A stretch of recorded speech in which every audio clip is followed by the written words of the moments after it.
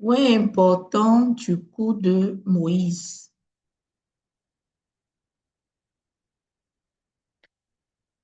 Il existe 5 points distinctifs dans le cas du coup de Moïse. Le premier, Moïse était à la place de Dieu, représentant Dieu lui-même. Le deuxième, Moïse fut le modèle de Jésus. Le troisième, il réalisa la providence au niveau de l'image. Le quatrième, il œuvra au niveau racial. Et le cinquième, Moïse se tint sur le fondement de Joseph. Dans l'âge providentiel, pour le fondement de la restauration, les offrandes furent déjà établies. Sur ces fondements de succès, Moïse put restaurer par l'indemnité le fondement de foi simplement en ayant établi le fondement de 40 jours de séparation d'avec Satan, centré sur les paroles de Dieu. Ainsi, il put se tenir sur le fondement du cœur au stade de formation, de croissance et de perfection.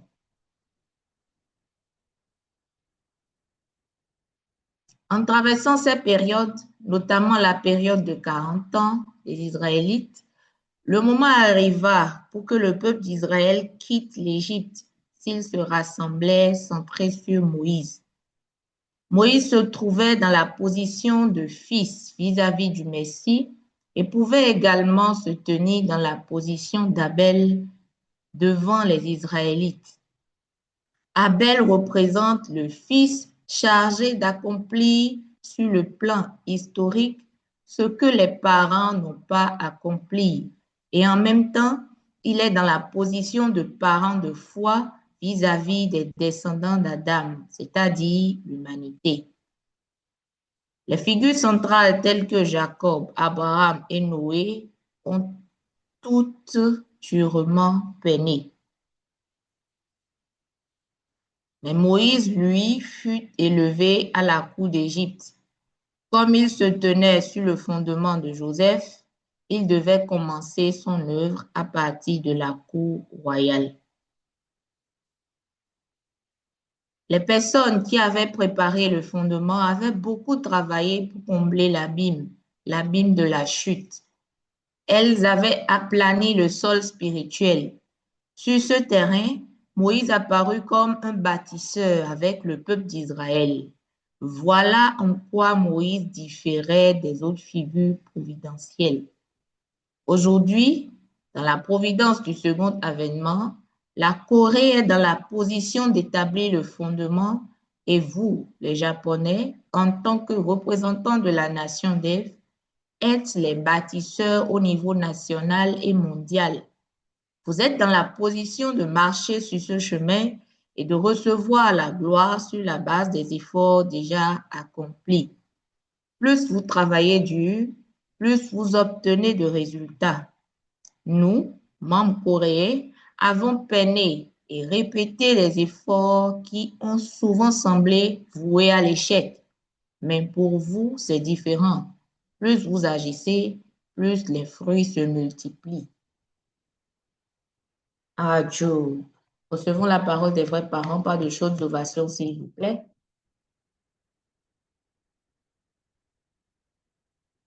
Merci, nous allons poursuivre les ovations pour pouvoir accueillir Papa Lyoto Jean-Pierre pour les mots de guidance.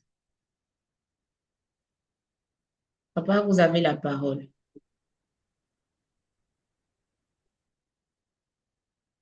Merci beaucoup, secrétaire général. Bonjour, cher leader national. Bonjour, tous les autres leaders à tous les niveaux. Merci de m'avoir accordé l'occasion ce matin de partager avec nous les aspects essentiels du cours de Moïse. Comme vous le savez, Moïse vient sur le fondement déjà du travail de la préparation pour l'avènement du Messie. Moïse est venu sur le fondement d'Abel, le fondement de Noé, et le fondement d'Abraham, Isaac et Jacob. Ces fondements ont été établis au niveau familial. Et Moïse vient sur ces fondements-là grâce à qui?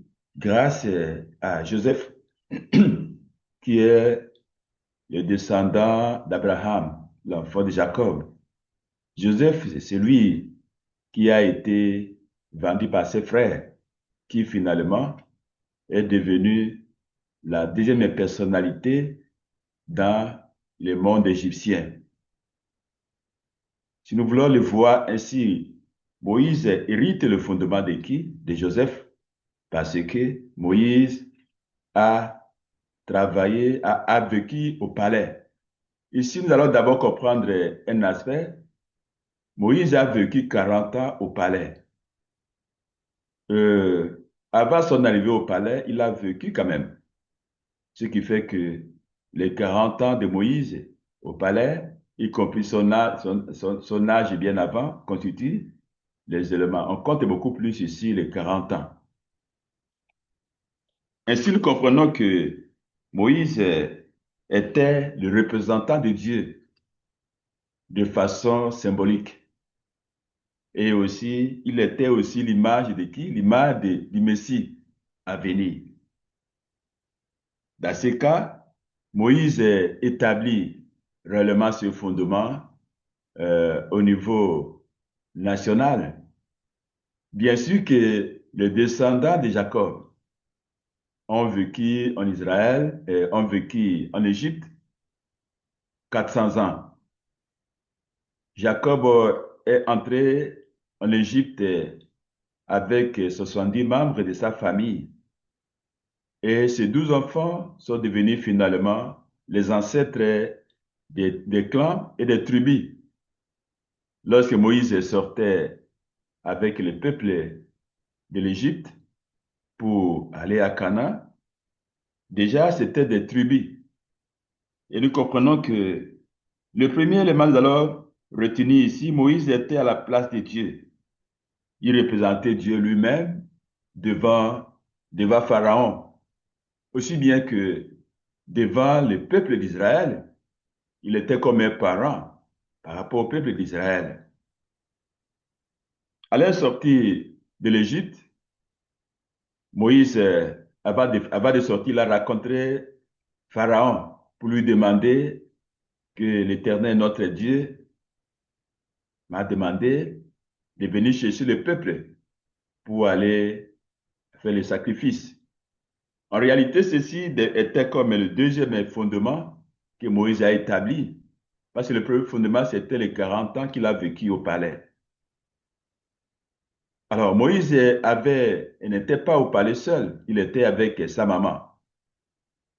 Moïse représentait euh, le peuple d'Israël au palais et sa maman était son éducatrice au palais. Bien sûr que Moïse recevait déjà l'éducation de leadership au palais en tant que prince. Et également, il a vécu l'éducation de sa maman, qui était l'éducation du peuple hébreu. Alors, dans cette condition, Moïse, il était brûlé dans... Il avait le souci patriotique pour son peuple. Et c'est pourquoi, dans cette condition, il devait sortir pour aller visiter là où vivaient ses frères et sœurs, dans le camp de Gozen. Donc, on faisait comme ça. Moïse est parti dans le lieu. euh, il voulait se manifester pour justifier sa position, parce qu'il avait un esprit patriotique à ce moment-là. Donc, Moïse a agi en voyant un responsable de corvée qui maltraitait un Hébreu. Moïse se sentait beaucoup plus emporté par son souci de pouvoir protéger ses frères. Il a, il a affronté les chefs de corvée et maintenant il a tué. Ceci sous les yeux de ses frères. Alors, un autre jour, Moïse sortait pour encore venir visiter les frères parce qu'il avait déjà le souci de son peuple, comme un parent, et aussi comme un fils par rapport à eux. Et c'est comme ça maintenant que Moïse, lorsqu'il a vu les deux frères en train de se quereller, il voulait s'interposer pour les séparer. Mais Moïse n'a pas été bien compris à ce moment-là. Et c'est comme ça que tout ce que Moïse faisait bien avant, lorsqu'il a tué l'Égyptien, était sorti. Et les rumeurs ont couru jusque dans les oreilles du Pharaon. Moïse vivait la vie du palais. Mais du point de vue de son corps, il vivait au palais, mais du point de vue de son esprit, il vivait avec ses frères dans la souffrance. Les frères ne comprenant pas réellement le souci de Moïse, ils l'ont trahi. Et c'est comme ça maintenant que Moïse s'est enfui loin du Pharaon. Il est allé dans le désert. En allant dans le désert, Moïse a vécu encore dans le désert 40 ans. La vie du palais, c'était la vie comme un prince. Mais Moïse, dans le désert, deviendra un berger auprès de ceux qui l'ont accueilli. C'est dans cette condition que Moïse, euh, lorsqu'il était dans le désert, il avait toujours le souci de ses frères. Et c'est comme ça que l'Éternel a apparu à Moïse pour lui demander de retourner en Égypte. Aller dire à Pharaon de t'accorder l'occasion de pouvoir faire sortir le peuple, le faire sortir de ces lieux-là.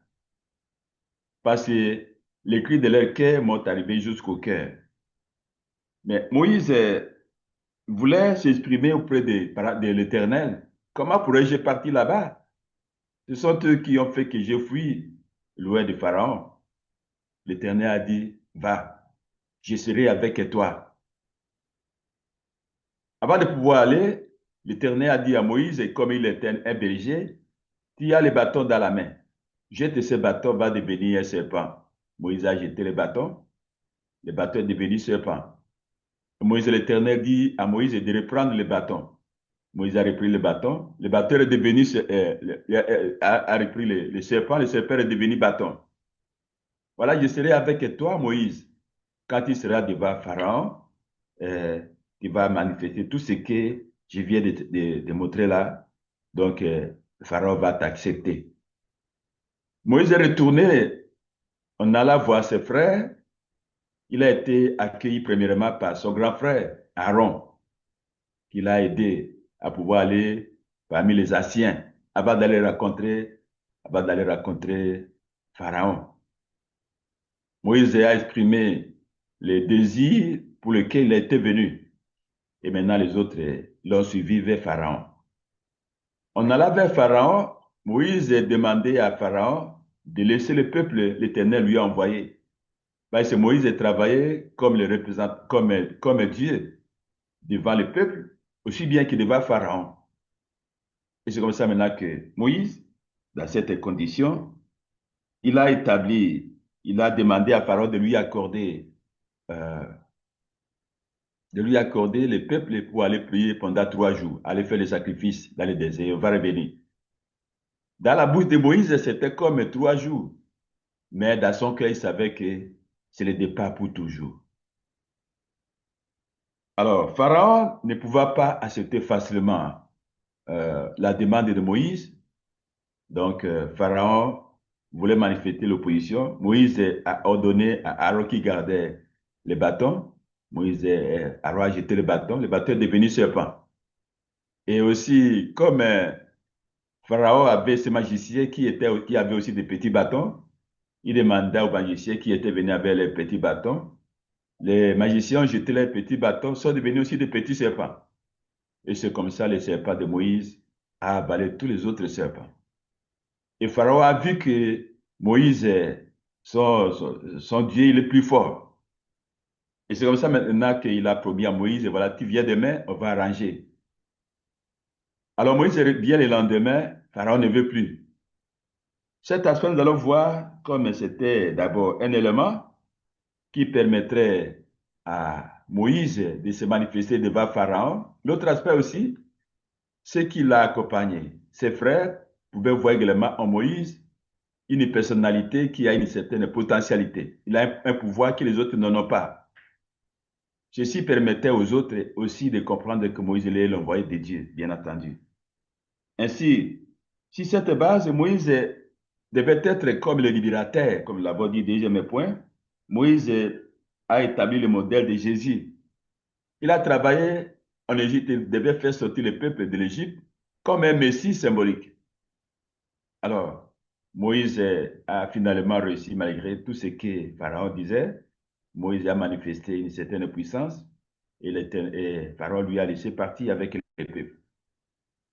Alors, sur ce fondement, Moïse a traversé la période de jours, ils sont arrivés devant la mer.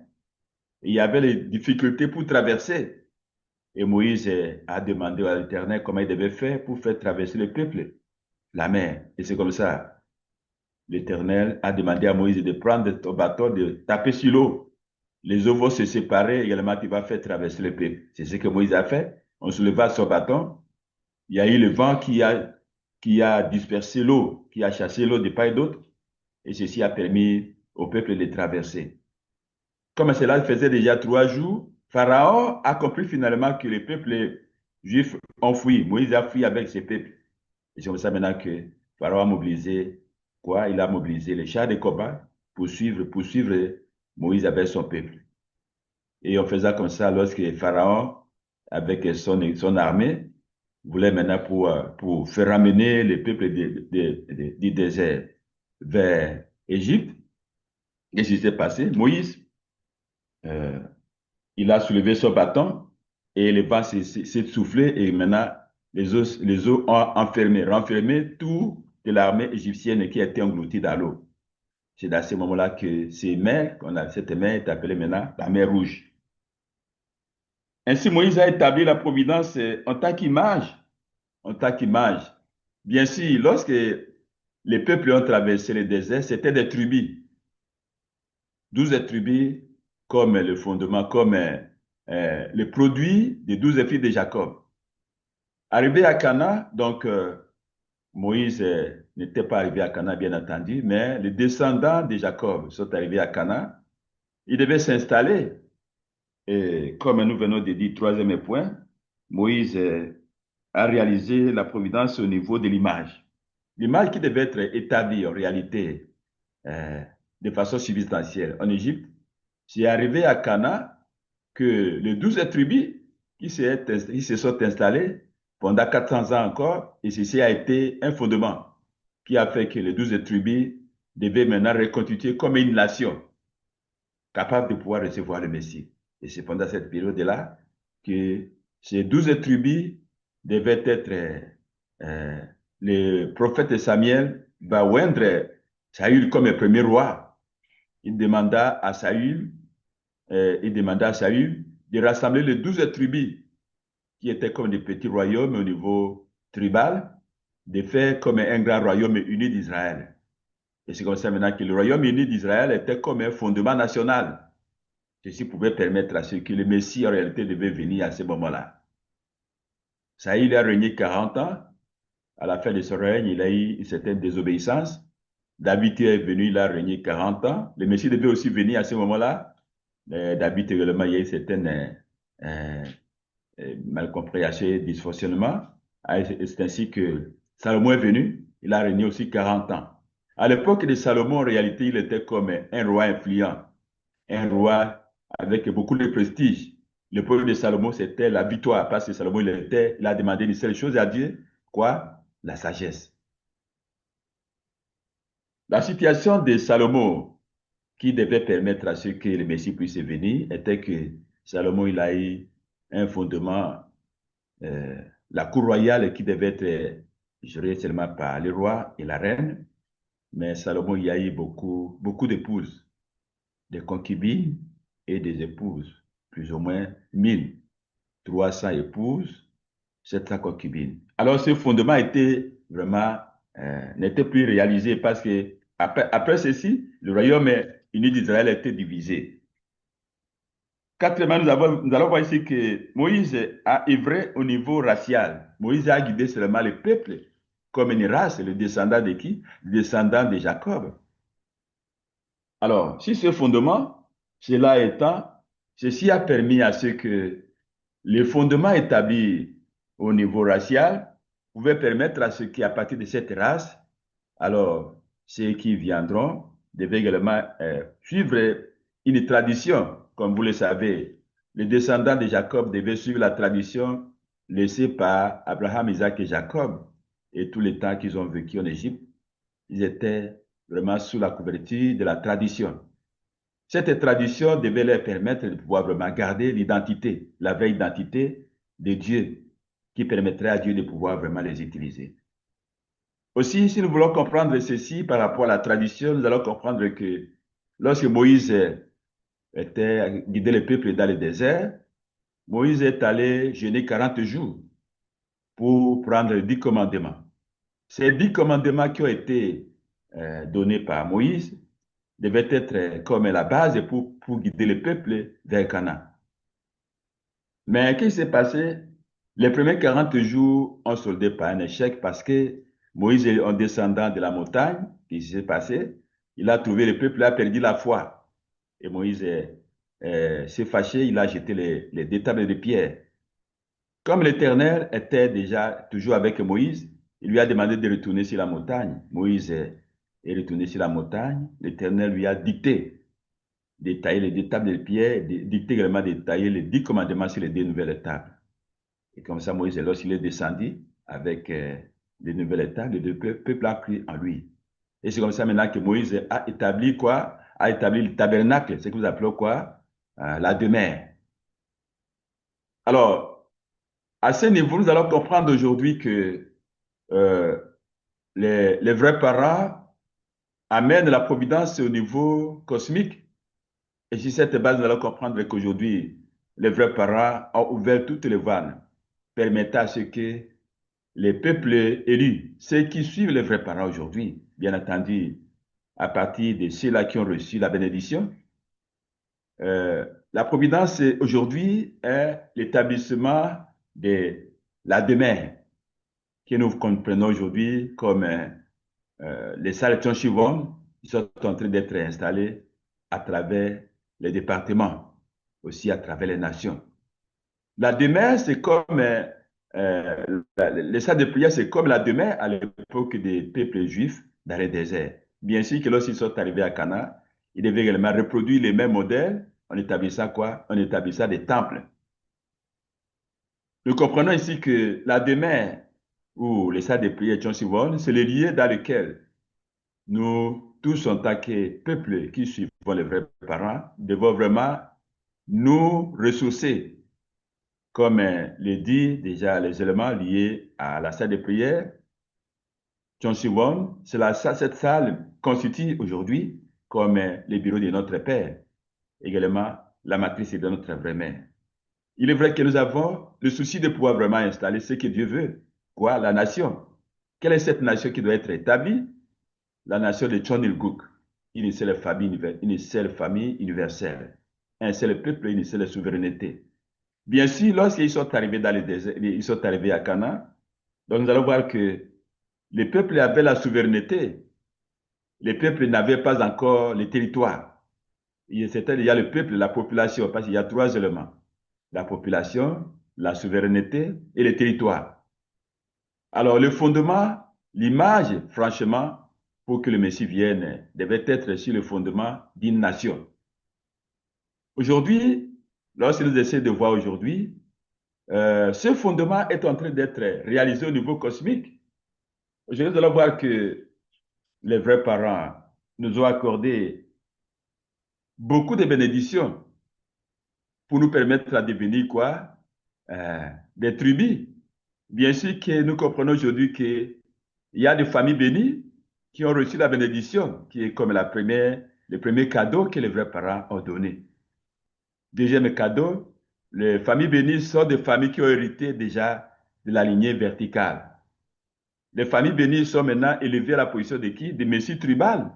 C'est-à-dire que ce fondement du messianisme tribal permet aujourd'hui à ce que ces tribus deviennent comme des bases qui permettront de pouvoir élargir la nation universelle qui est le Chonilguk. Aussi, les vrais parents accordent aujourd'hui quoi? Les familles bénies qui sont les messieurs tribales On libéra verticalement les 430 générations des ancêtres. Également, on bénissait 430 familles horizontalement. Ces familles deviennent les familles Chambo. Aussi, les vrais parents ont accordé encore beaucoup d'autres éléments, comme le séminaire Chambo pour la libération des ancêtres. Les vrais parents accordent encore la possibilité pour permettre aux familles bénies de pouvoir vraiment se purifier également à travers les séminaires, des grandes œuvres. Les vrais parents ont donné beaucoup d'éléments pour nous permettre de pouvoir vraiment sauvegarder la tradition. Comme vous le savez, la tradition la plus fondamentale, la tradition du cœur, qui permet à ce que ce fondement du cœur va permettre à ce que cette tradition va rester pour l'éternité. Bien sûr, les vrais parents ont accordé quoi? Ils ont accordé beaucoup d'autres éléments pour nous permettre de pouvoir vraiment devenir les peuples élus. Les vrais parents ont accordé quoi? D'autres éléments, comme les vrais parents ont donné quoi? La bougie de Chonilguk que nous utilisons. Les vrais parents nous ont donné l'allumette de Chonilguk. Les vrais parents ont donné quoi? Le sel Chonilguk, aussi bien que le sel de la vallée de la mort. Les vrais parents nous ont donné encore, ils nous accordent la dernière chance, le dernier cadeau, la salle de Chonsiwon. Tous ces éléments constituent, comme aujourd'hui, la base pour permettre à ce que Dieu recherchait puisse vraiment s'établir. Alors, si nous voulons revenir sur le cinquième point de les aspects essentiels, Moïse se tient sur le fondement de Joseph. Bien sûr, Moïse a vécu au palais. Avant cela également, Joseph a vécu aussi comme la deuxième personnalité au niveau de l'Égypte. C'est Moïse, c'est Joseph qui coiffait le peuple. Bien sûr que le roi régnait, le roi Pharaon régnait, mais il ne gouvernait pas. Tout était dans les mains de qui? Tout était dans les mains de Joseph. Moïse est bien sûr ce fondement-là qui permettrait à pouvoir vraiment accomplir tout ce que Dieu veut. Alors aujourd'hui, nous allons voir que les vrais parents nous accordent l'occasion que nous puissions vraiment devenir tout ce que le ciel attend de nous. La vraie mère aujourd'hui est à la ligne de front pour nous permettre à ce que nous puissions vraiment nous connecter afin de pouvoir établir une seule grande famille universelle que la vraie mère a établie comme la sainte communauté du Parents Céleste. Nous comprenons aujourd'hui que nous devons beaucoup plus nous unir à la vraie mère. On établissant cette lignée de coopération mère et fils afin vraiment que nous puissions vraiment soutenir la vraie mère, qu'elle puisse sortir du lieu là où elle est et d'incarcération, afin de permettre à ce que la providence puisse connaître un nouvel essor. Nous sommes réellement convaincus que tout ce que Dieu veut aujourd'hui est que le monde du bien, qui a été un espoir de beaucoup de personnes, l'espoir du passé, les vrais parents puissent vraiment le réaliser aujourd'hui grâce à ce fondement établi. La vraie mère va le faire et tout est en train de se réaliser déjà. Lorsque nous essayons de voir aujourd'hui, nous allons voir qu'il y a beaucoup d'événements derrière cette situation de la vraie mère. Il y a beaucoup de responsables religieux qui s'assemblent maintenant, qui recherchent à pouvoir défendre la cause divine. On demanda au gouvernement coréen de pouvoir vraiment libérer la vraie mère. Également permettre aussi que toutes les familles bénies s'unissent autour de la vraie mère. Bien sûr, nous-mêmes, nous ne savions pas, bien sûr, nous avons été éduqués, maintenant, ceci n'était pas souvent dans notre cœur. Bien sûr que nous avons reçu la bénédiction, mais nous sommes un peu distants du point de vue vertical par rapport à tout ce que Dieu nous demande. Aujourd'hui, la vraie mère nous demande que nous puissions vraiment nous unir, également témoigner, amener les autres peuples à pouvoir vraiment comprendre qui sont les vrais parents. Qui doivent faire ça lorsque les peuples juifs sont arrivés à Canaan? Qui devait transmettre le message divin, ce que les descendants de Jacob ont réussi. Comment ceci pouvait atteindre les autres tribus qui étaient là? Il y avait 7 tribus qui étaient à Canaan, là, ils n'étaient pas le seul. Il y avait 7 tribus qui vivaient déjà dans ces milieux-là. Si les familles bénies sont installées partout, comme des messieurs tribaux et comme des familles Chambo, nous avons le devoir et la responsabilité de pouvoir vraiment répandre le message des vrais parents, faire connaître à l'humanité les vrais parents, pour que le monde recherché, pour que la nation universelle recherchée, le Chonilguk, doit être réalisé en notre temps. Voilà, je me limite là, chère famille bénie. Merci beaucoup de m'avoir accordé la parole. Merci. Merci beaucoup. Recevons ces commentaires par des ovations.